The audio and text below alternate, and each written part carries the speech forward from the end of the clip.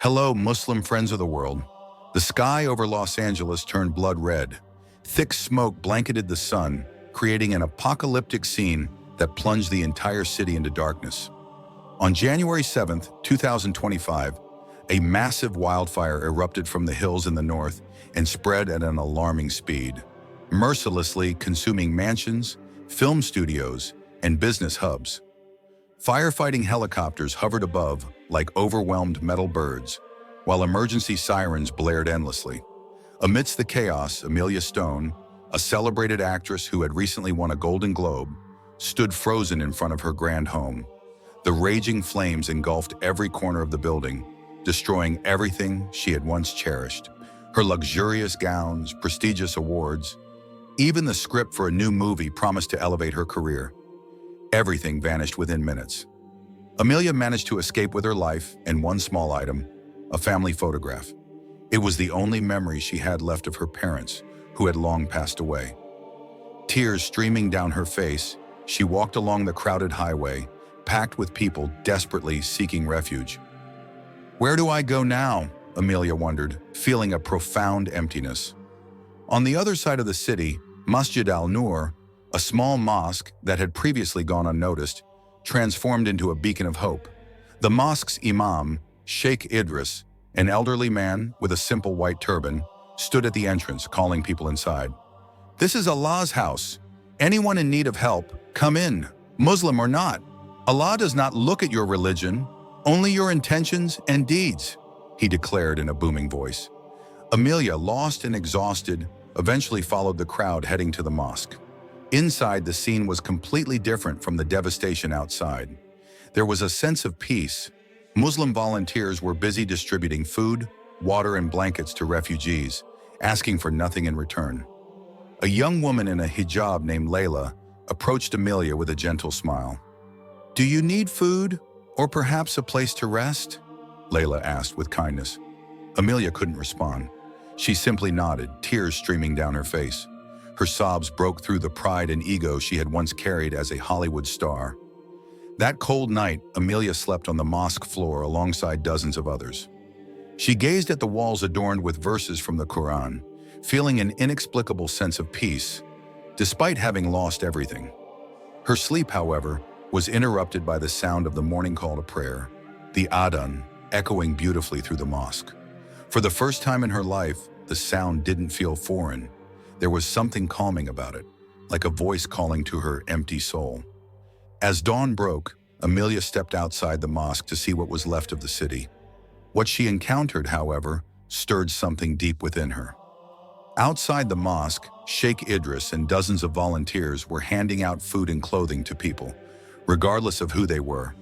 An elderly man, not a Muslim, knelt before Sheikh Idris, embracing him with tears in his eyes. "You saved my life. I don't know how to thank you," the man murmured. Amelia stood frozen, feeling something she had never experienced before. For the first time, she asked herself, what makes them so different? What drives them to keep giving, even as the world burns around them?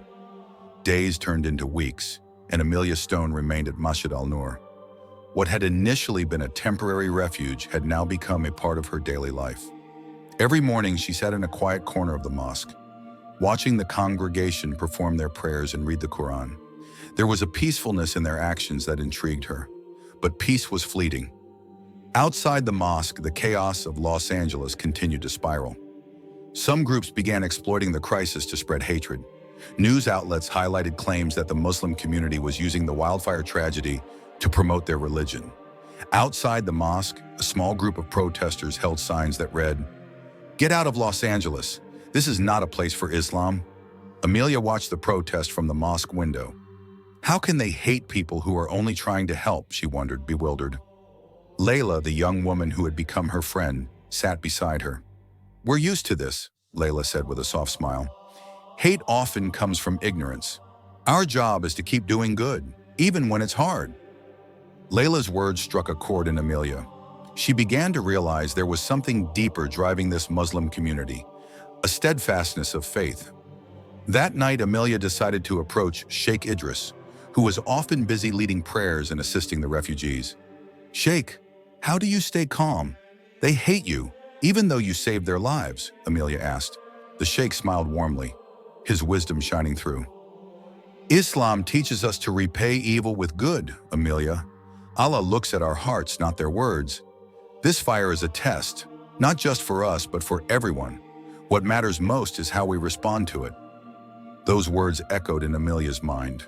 She began to study Islam more deeply, initially just to understand the people around her.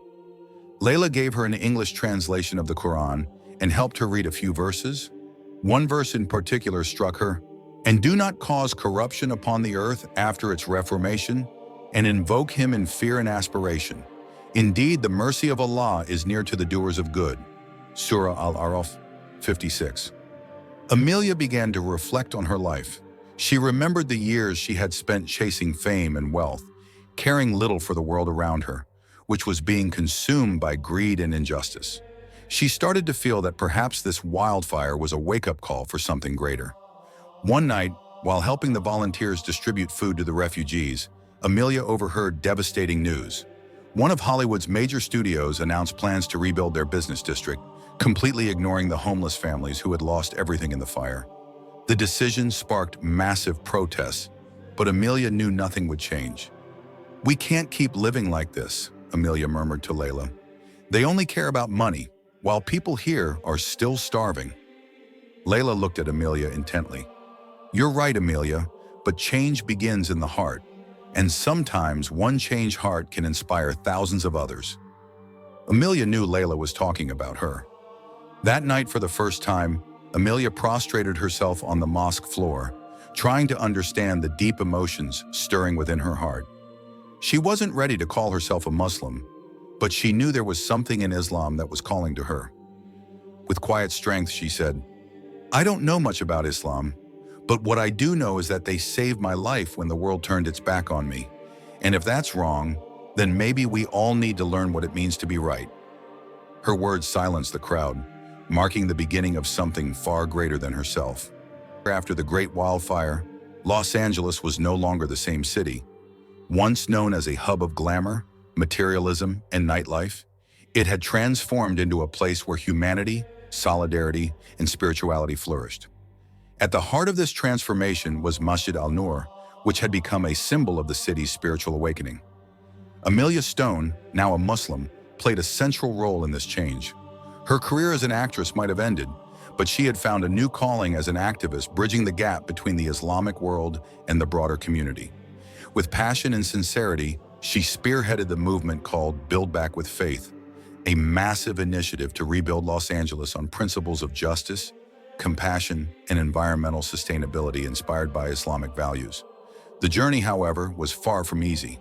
As Amelia's movement grew, so did the resistance from those who felt threatened by the changes. Certain groups which had thrived on the city's former culture of materialism and excess began spreading propaganda portraying Islam as a threat. Anti-Islam posters started appearing on street corners, and several mosque-building projects faced fierce opposition. The tension reached its peak when a bomb exploded at one of the newly constructed mosques, killing 3 construction workers. The attack sent shockwaves through the city, threatening to extinguish the spirit of change that had been growing over the past year. Amidst the sorrow, Sheikh Idris, who had become a spiritual leader for many in Los Angeles, stood among the ruins of the mosque. With a firm yet compassionate voice, he addressed the grieving community. "Hatred will not defeat us. Fire will not extinguish the light of faith. We will continue to build with our hearts, our prayers, and our hands." His words spread like wildfire, this time a wildfire of hope. Deeply shaken by the tragedy, Amelia decided to take a bold step. She used her influence in Hollywood to rally support for her cause. In a televised speech broadcast across the nation, she declared, "This city was once known as the City of Stars, but the great wildfires showed us that the true stars are those who help others in the darkest times. Islam has taught me that life is not about taking, but about giving, and Los Angeles is now a city that gives to everyone, regardless of religion, race, or background." Her speech went viral, touching the hearts of millions across the country. Amelia's campaign successfully raised enough funds to rebuild the destroyed mosque. Even more remarkable, She garnered support from diverse communities, including non-Muslims who had begun to see the beauty of Islamic values in action. When the reconstruction was completed, Masjid al-Nur stood tall, its modern architecture reflecting the diversity of Los Angeles. Surrounding the mosque was a new complex featuring an educational center, a free hospital, and a park designed with principles of environmental sustainability. On the day of the grand opening, thousands of people from different faiths gathered at the mosque. Sheikh Idris led a heartfelt prayer, and Amelia stood beside him, now wearing a hijab with quiet confidence. In her speech, she said, "Los Angeles is no longer the city of stars. Today, we are a city that shines with faith, compassion, and unity."